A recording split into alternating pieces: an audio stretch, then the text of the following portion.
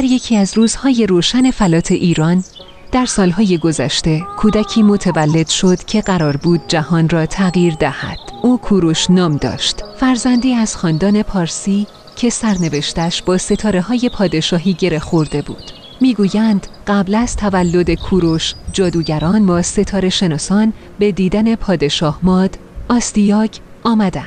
آنها پیش بینی کردند که نوش روزی پادشاهی ماد را نابود خواهد کرد و جهان را به تسخیر خود در خواهد آورد. آستیاگ وحشت زده از این پیشگویی دستور داد که نوزاد را پس از تولد نابود کند.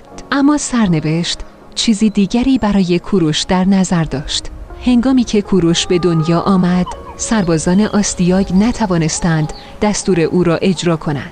کودک را به یک چوپان سپردند تا او را بزرگ کند، با این شرط که او از سرنوشت واقعیش بیخبر بماند.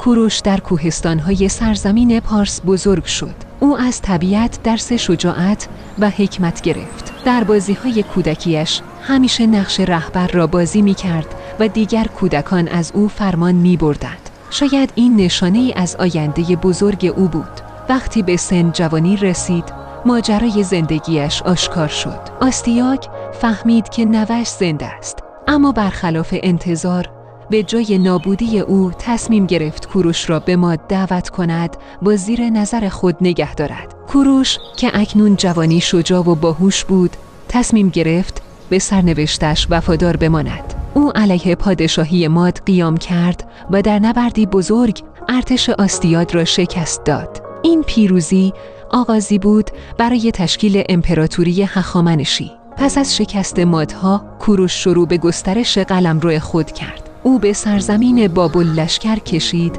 و بدون جنگ شهر را فتح کرد.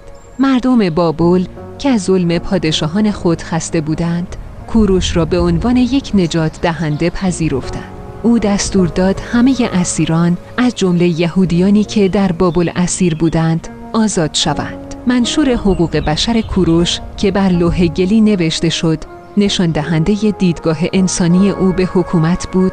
من فرمان دادم که هیچ کس را به زور به بردگی نگیرند و همه در ایمان و زندگی آزاد باشند. در اواخر زندگی کوروش به سرزمین‌های شرقی لشکر کشید، اما سرانجام در یکی از جنگ‌ها جان باخت.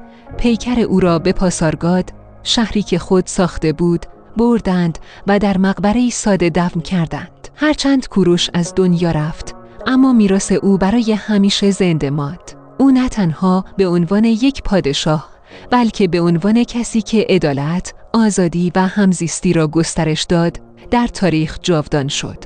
کوروش کبیر تنها یک پادشاه نبود. او سمبولی از انسانیت، خرد و شجاعت بود.